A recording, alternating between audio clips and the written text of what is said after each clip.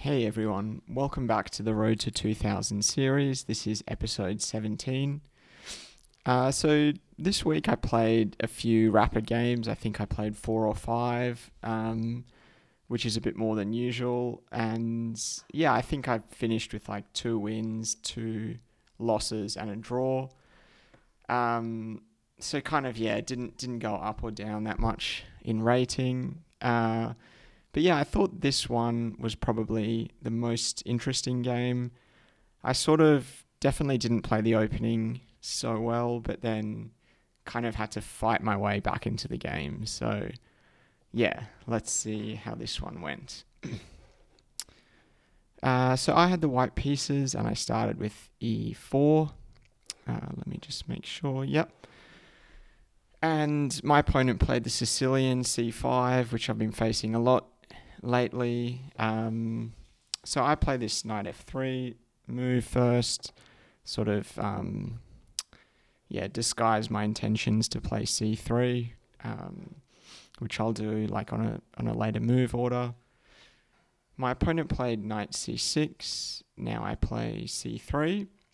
Um, and the idea of delaying that, as I mentioned before, is just to try and get black to play something subpar. Like, for example, if they play d6, that's, not the best move against the Alpen. Normally you want to play d5. So,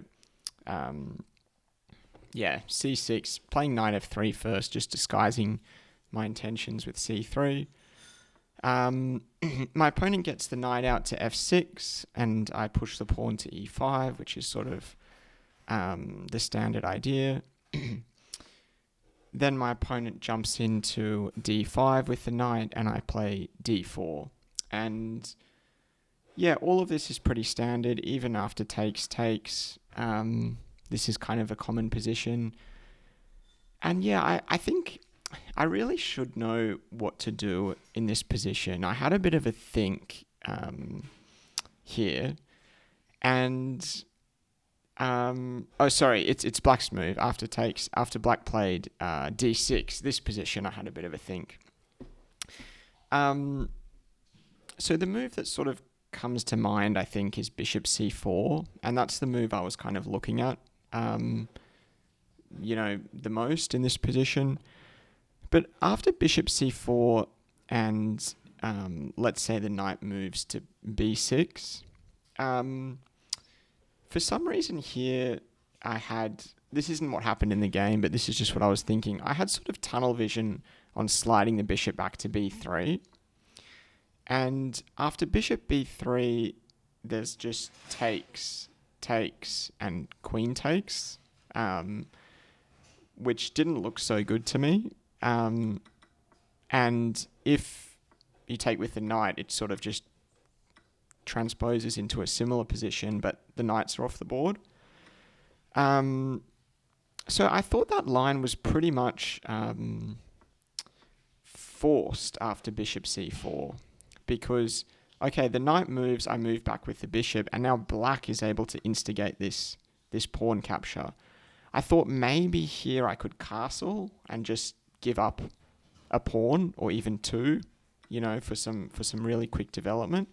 But that didn't look good to me, and I didn't think that was the right idea. So eventually I sort of just decided that that bishop c4 must be the wrong move. So then I thought a little bit about takes here, but that also didn't look too good to me. Knight c3 was a move that I briefly considered, but it also didn't strike me as the right move. I was pretty sure that bishop c4 was the right move, but I didn't see what I was going to do after this combination. Sometimes I even think about this sort of sacrifice, which is not good, but it's can be a little bit scary for black. Like if they don't know what they're doing, and you bring the queen in, or even play e6. So yeah, I had some of these thoughts in mind. I think I was just overthinking it a little bit. The correct move is bishop c4, it is bishop c4, and after knight b6, you're just supposed to play bishop b5. And then if black takes the pawn, you can take back with the knight and start exerting some pressure on this c6 knight. So I had a bit of a blind spot with bishop b5, and I'd forgotten that you can sort of stutter step the bishop out in that way. So eventually I just played bishop b5 straight away. And as soon as I played this, I realized it was a mistake because black can play queen a5 check.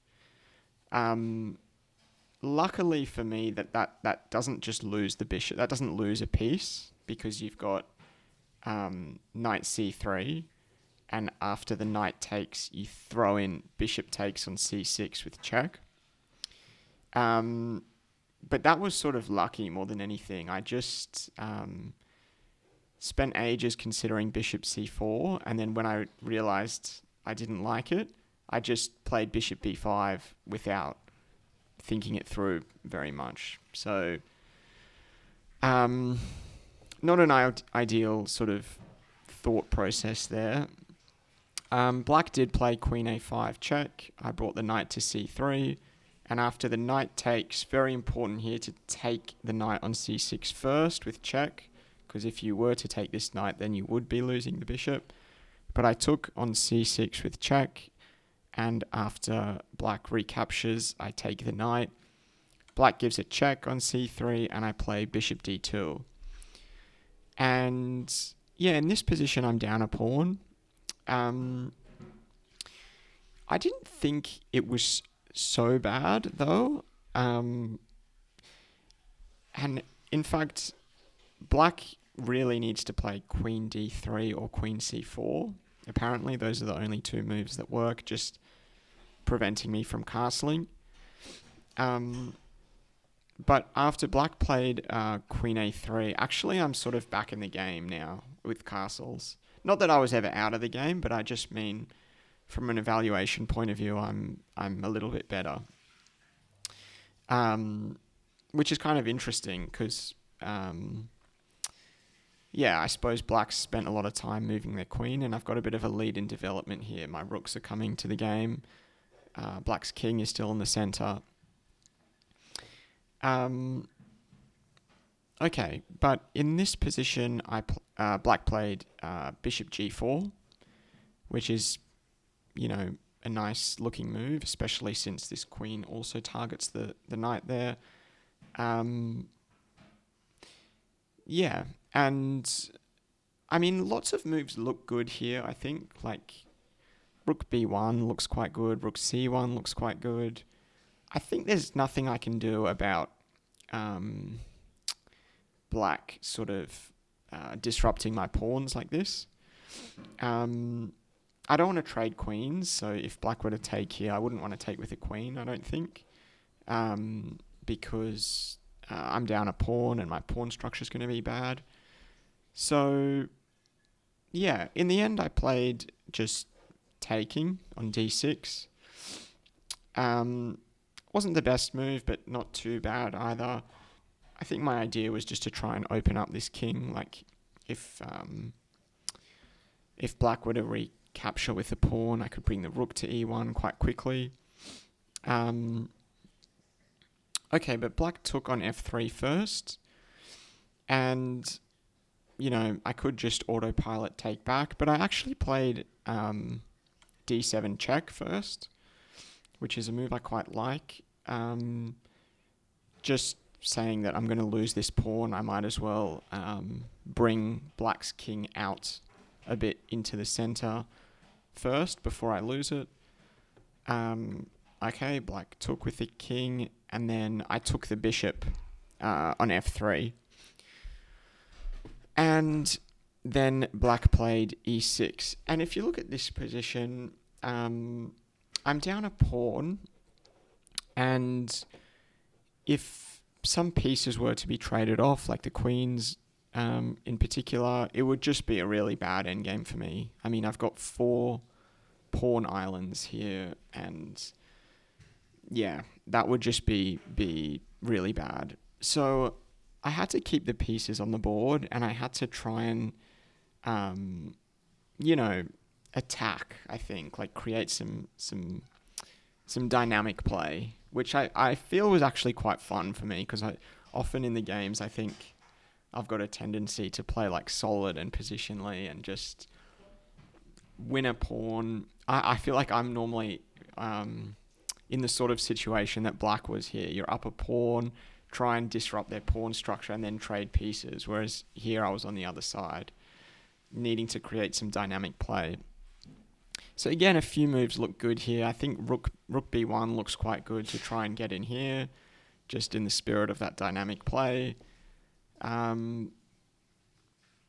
Yeah, what else looked good? I mean, rook e1 also looks quite good. The queen, moving the queen to c2 or something looks okay, but then that drops this pawn. So I think, yeah, I think the best moves in this position were like rook b1,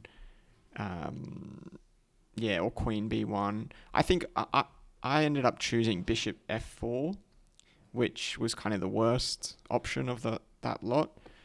But my idea with bishop f4 was that I could meet bishop d6, which is what I thought black would play, with bishop e5. And then if black were to take and take, we open up a check and yeah, just have a really nice pawn on e5 and try and create play down the d file. Okay, but yeah, it doesn't work out so well. I mean, it was probably a little bit short-sighted of me, since, especially with my next move, I play, black plays rook b8, and then I play f4, which is a bit of a weird-looking move to me. I think I wanted to try and free my queen from the defense of the f3 pawn, and if black were to play f6, sort of trapping my bishop, I would just trade. And yeah, I thought that black had to take with the king, but of course they can take with the queen. So yeah, little bit not the best move, I think, f4, but not too bad either. Okay, so black plays f6, and I take. Black takes back with the queen. Yeah, and again, I'm sort of trying to create dynamic play. I think, was it in this position? Yes, it was. In this position, I went for the move d5. Not the best move, but what I'm trying to do is, since black's king's in the center, I'm trying to open up lines towards the black king with my queen. In this position, if black takes with the queen, I think I have some nice moves here, like queen a4, attacking the a7 pawn and also threatening to skewer the queen. So for example, if the queen takes, there's queen a4, and you're threatening to bring the rook to d1. There might even also be queen g4, attacking this pawn and similarly threatening to bring the rook over. So I didn't think queen takes was a good move. But then if you take with either of the pawns, you know, there's that sort of, I don't know, nice geometrical pattern here where whichever pawn you take with is going to be a check. Check doesn't necessarily mean anything, but it looked quite nice in this situation, getting the queen into the position and attacking the black king that's still in the center. So black took with the e pawn, which is apparently the best move, and I played queen g4. And I saw that if black blocks with the queen, I have the move f5, which is what happened. Again, just sort of trying to drive a wedge into this position, and now the e file is mine, is what I want to dominate, what I want to try to dominate in this game. Apparently here queen e4 is very strong, since after queen e4, queen g7 check, and then you block with the queen. Yeah, apparently here even trading queens is the best move. If you decline the queen trade, there's rook g8 check, king h1, and just queen g7 and yeah, I think at the minimum, black can probably force a queen trade and really start dominating the g file. Apparently, this is completely winning for black. And I suppose after the queen trade, these pawns are going to be really strong. But if black doesn't play queen e4, which they didn't, white's definitely got some chances here. I played rook e1, rook f to e1, thinking that perhaps this check wasn't as good as I thought because it's just opening up the g file to my king. Maybe it was a little bit risky. I wanted to start with rook e1 first. My opponent defends g7, which, makes a bit of sense. But as I was saying, I wasn't really sure that was the best move for me anyway.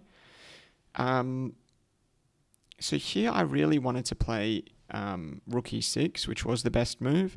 But I thought that playing queen a4 first to start with would be a little bit better because it might pull one of black's rooks out of position, either to the really passive a1 or the, b7, which I also like the look of, since if the rook goes to b7, we can start bringing our rooks into the e file and there's no rook e8 to contest that e file. So that's kind of what happened. Black played rook b7. I got my rook into e6.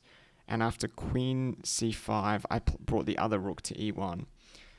And had this rook still been on b8, black could play rook e8 and takes, trade rooks like that. So I thought that queen a4 move to pull this rook out of position was quite smart. Okay, but now we have the following situation.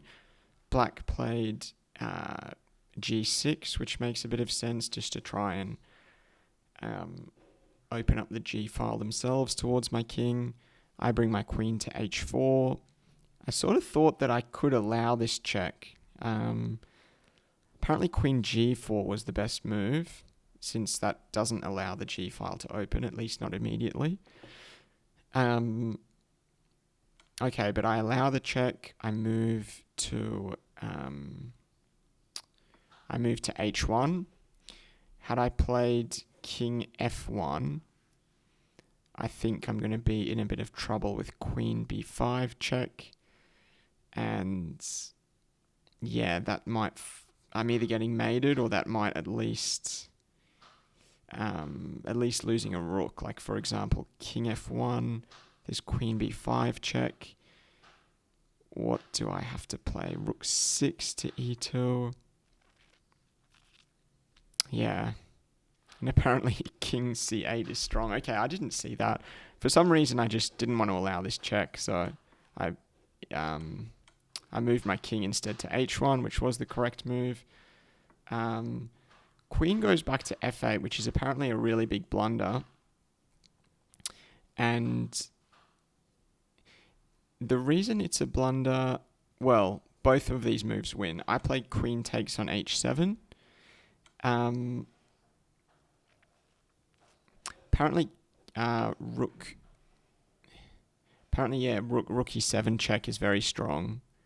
If you give up the queen for the two rooks, you're actually not, because at the end there's check winning this rook or this rook. And if you move the king, let's say if you go rook e7, king c8,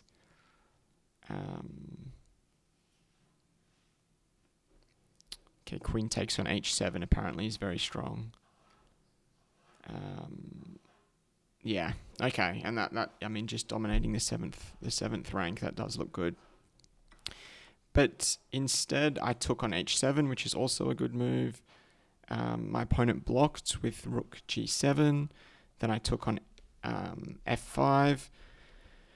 And now Yeah, I'm still down a pawn, but obviously that's not the most important, factor in this position. It's just that black's king is super exposed, and I'm really dominating the e file. I've got some, you know, really strong diagonals towards the king. Um, I'm down to 27 seconds. I didn't mention that before, but again, a bit low on time. My opponent played rook g5, and here again, this move is apparently very strong, a double check. I didn't see that idea. I play queen h7 check, blocks with the rook. I move back to h3, again opening up a potential for a discovered check. My opponent plays f5. I play rook e5, sorry, targeting the f5 pawn. And then after rook e7, that's just a big blunder because I take, and then play king h7, winning the other rook. So, yeah, I mean, rook e7 was a weird move and a blunder, but I think, at least how I was interpreting it, I think I was kind of building up pressure here along the e file, and yeah, since black's king was just stuck in the center, I had a lot of attacking opportunities this game. So, yeah, I mean, a bit of a weird end, I have to admit, after rook e7. Just like a issue with like counting. They're going to lose the rook and the queen for the two rooks. Even if I didn't have queen h7 at the end, they'd be losing material there. But yeah, I think, it was a game where the pressure was slowly building, and I even missed a couple of wins. Like, I mean, sorry, it was a little bit further back here. I think queen takes on h5. Here, there's rook e7. Double check was a missed win. But even the move I played, like, queen h7 check. Queen h3 is not the best move, but still very strong for white. So, yeah, anyway, that was the game. I think it was a little bit of a different one for me because it was very attacking. Like I said, I went down a pawn early, so kind of had to keep the pressure on. And yeah, was happy with that win with low time as well. So yeah, pretty interesting game, I thought. But yeah, let me know what you guys thought of this game. If you've been in a position like in the opening where I just completely played the wrong move and then sort of had to fight my way back into the game. But yeah, that's I'll probably leave it there for today. Thanks everyone for watching, and I'll see you all next week.